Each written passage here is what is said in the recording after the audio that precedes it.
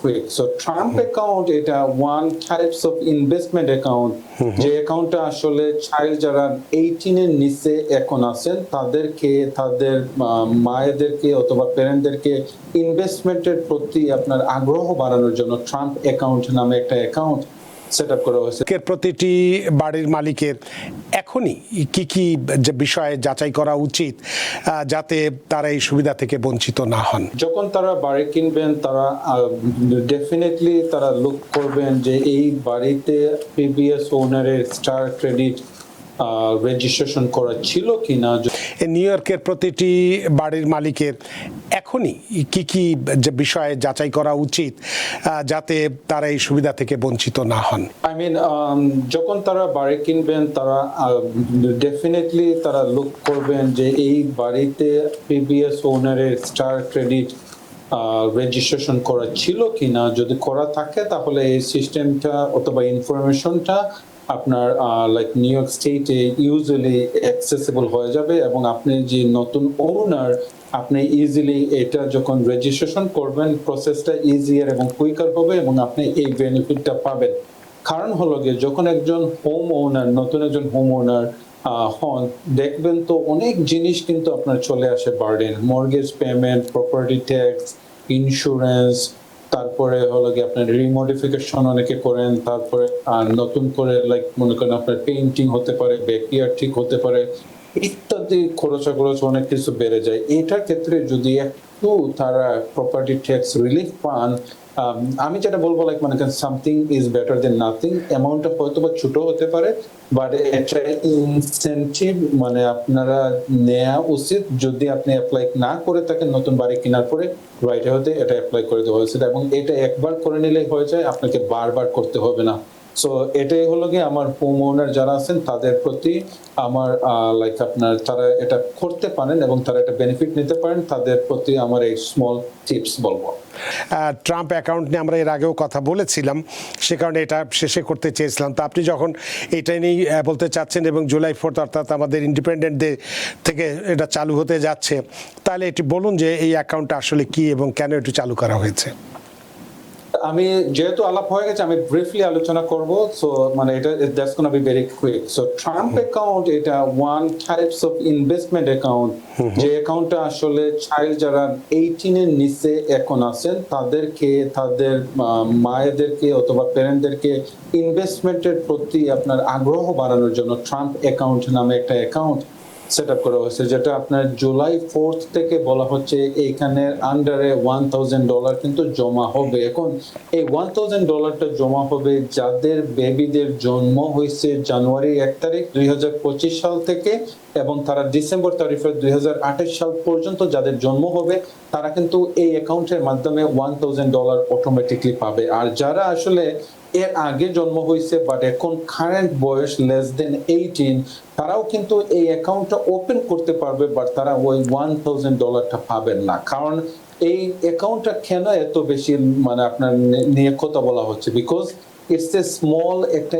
Investment প্রণোদনার মাধ্যমে তারা মানুষদেরকে বলতেছে যে like save it for now in ফিউচারের জন্য। সো তার কারণে মনে করেন এখানে কিছু মানুষ অ্যাকুমুলেট মানে অ্যামাউন্টটা করতে পারবে। নাও যারা এই যে বলছিলাম $1,000 পাবে তারা তো ওই যে মানে জানুয়ারির 1 2025 থেকে ডিসেম্বর 31 2028 এর মধ্যে জন্ম হতে হবে। যদি জন্ম এর আগে হয়ে থাকে তাহলে ওই অ্যাকাউন্টের ফ্যাসিলিটি তারা বুক করতে পারবে বাট $1,000 পাবে না। এই অ্যাকাউন্টের আওতায় প্যারেন্টসরা যারা আসলে সেভ করতে যান তাদের বেবিদের জন্য তারা কিন্তু প্রতি বছর $5,000 করে কিন্তু এখানে জমা দিতে পারেন। আর যাদের এমপ্লয়ার আছে যারা এটা ম্যাচ করতে চায় তারা এই ক্ষেত্রে কিন্তু $2,500 পর্যন্ত কিন্তু তারা এখানে ম্যাচ করতে পারবো। এবং এই টপিকটা এখন বলার কারণ হলো জুলাই 4 কিন্তু আর 2 দিন বাকি, এই 2 দিন পরেই কিন্তু আপনার মানে কোন অ্যাকাউন্টটা অ্যাক্টিভেট হয়ে যাবে। সো যারা এখনো অ্যাকাউন্ট অ্যাক্টিভেট করেন নাই অ্যাক্টিভেট করে ফেলেন। আর ওয়ান অফ দ্য ওয়ে অ্যাকাউন্টে অ্যাক্টিভেট করা ছিল যারা আসলে লাস্ট ইয়ার বলতে লাইক জানুয়ারি থেকে এপ্রিলের মধ্যে যে ট্যাক্স রিটার্ন ছিল ওই ট্যাক্স রিটার্নে যদি আপনি আপনার অনুমতিটা দিয়ে দেন ট্যাক্স রিটার্ন করার সময় তখন কিন্তু ওই অ্যাকাউন্টটা অটোমেটিকলি আপনার মানে অ্যাপ্রুভাল তারা পেয়ে যায়। তারা একটা লিঙ্ক অথবা তারা একটা ইমেল দেয় যে ইমেলের মধ্যে আপনি ওই অ্যাপসটা ডাউনলোড করে কিন্তু আপনি you can complete the registration of that account যদি ওই ট্যাক্স রিটার্নের সময় ওই কনসেন্ট আপনি না দিয়ে থাকেন, তাহলে এখনো আপনি করতে পারেন। আপনি আইআরএস এর অ্যাকাউন্টে আপনি লগ ইন করে ওইখানে ফর্ম আছে 4547 4547 ওই ফর্মটা যখন আপনি ফিল আপ করে দিয়ে দিবেন, তারা ওটা রিভিউ করে তারপরে তারা একটা ইমেল দিয়ে দেবে, যে ইমেলের মাধ্যমে আপনি আপনার ট্রাম্প অ্যাকাউন্টটা সেট আপ করতে পারবেন। অনেকেই বলে যে এই অ্যামাউন্টটা আমি কি মানে কি করতে পারি? বেসিক্যালি এই অ্যামাউন্টটা আপনার 18 ইয়ার্স পর্যন্ত আপনার বেবির না হওয়া পর্যন্ত আপনি এই মানিটা উত্তোলন করতে পারবেন না। যখন 18 ইয়ার্স হয়ে যাবে তখন কিন্তু আপনার বেবিটা এটা অ্যামাউন্ট উত্তোলন করতে পারে এবং ডিফারেন্ট খাতে এটা ইউজ করতে পারে, যেমন টিউশন ফিস, কোন একটা বিজনেস সৃষ্টি করা, ইত্যাদি ইত্যাদি কাজ কিন্তু তারা করতে পারে। সো এটাই ছিল আমার শর্ট এবং brief update on the Trump account, $1,000 of. So keep an I, because তাহলে সেক্ষেত্রে ঠিক আছে, আমরা যখন আলোচনা করছি একটু দুই একটা প্রশ্ন আপনাকে করতেই পারি। তো ধরুন যে কেউ এই নির্ধারিত উদ্দেশ্য ছাড়া টাকা তুলতে চান, তাহলে কি কোনো ট্যাক্স বা জরিমানা দিতে হবে তাকে?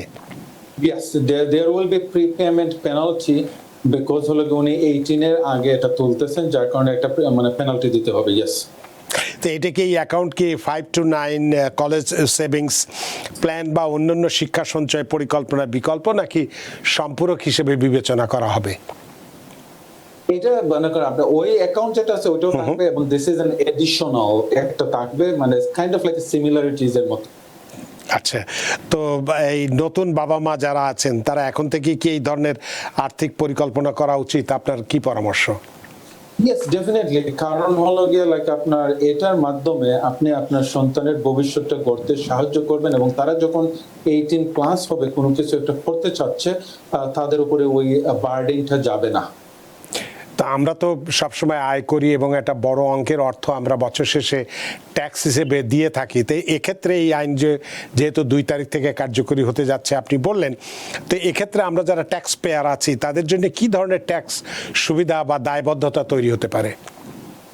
তো বেসিক্যালি এটা হলো কি আপনার মানে ট্যাক্স ডিফার্ড একটা জিনিস হলো, যেমন আপনি ট্যাক্স এখন দিবেন না, মানে আপনার ট্যাক্স ডিফার্ড করা হবে। সো যখন এটা উত্তোলন করবেন, যখন তারা উত্তোলন করবে তখন এটাকে ট্যাক্স দেওয়া হবে।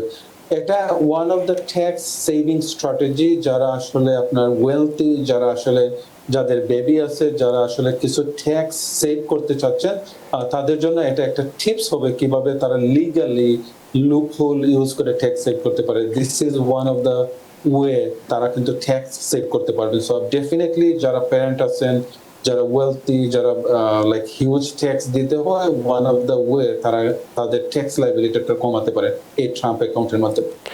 তো তার মানে আজকে যারা হয়তো একটা নবদম্পতি, যাদের বাচ্চা হয়েছে এবং তাদের বয়স ধরুন আমরা ধরে নিচ্ছি, মানে আমরা একটি কথার হিসেবে বা উদাহরণ হিসেবে 25 বছর বা 30 বছর বয়সে বাবার, তারা যদি আজকে এই অ্যাকাউন্টটি খোলে এবং 30 বছর পর্যন্ত যদি সে জমা দেয়, তাহলে আপনি একজন অ্যাকাউন্টেন্ট হিসেবে হিসাব করে কি বলতে পারবেন কত পরিমাণ অর্থ তার জমা হতে পারে?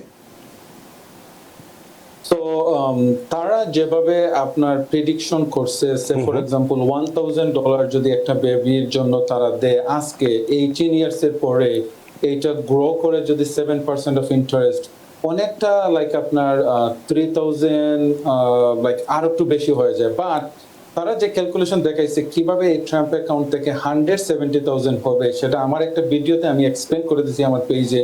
আমি তারপরে ব্রিফলি আরেকবার বলি। তারা ক্যালকুলেশন করছে এইভাবে, যদি কোনো প্যারেন্ট প্রতি বছরে 5,000 করে তারা জমা দেয় এবং তাদের এমপ্লয়ার যদি 2,500 করে পার ইয়ারে জমা দেয়, এই দুইটা অ্যামাউন্ট অ্যাকুমুলেট করে আফটার 18 ইয়ার্স এর পরে 170,000 পর্যন্ত হয়ে যায়। ডিটেলস আমার এই মানে অ্যামাউন্ট আসলে কিভাবে অ্যাড হয়, কিভাবে 170,000 হয়, আমার ভিডিওতে কিন্তু ডিটেলস আমি এক্সপ্লেন করে দিছি আসলে কোন কোন খাতে এই অ্যামাউন্টটা গিয়ে অ্যাড হয়। বাট টেকনিক্যালি মানে যদি কোনো প্যারেন্ট এইভাবে ফলো থ্রু করেন, তারা definitely they can ended up getting like 170,000 after 18 years. তাই এটা কি 18 বছর পর্যন্তই জমা দেওয়া যাবে, নাকি 18 বছর কেউ তুললো না, 18 বছর পরেও তিনি জমা দিয়ে কন্টিনিউয়াস জমা দিতে চান? যেটা আমি বললাম যে আজকে যে একজন 25 বা 30 বছরের দম্পতি, যদি তা তো মাত্র তখন হয়তো যখন 30 বছর যদি জমা দেয় তার বয়স হয়তো তখন 55-60 বছর হবে, তখন যদি যে সেই সুবিধাটা নিতে চায় সেটি সে পারবে কিনা?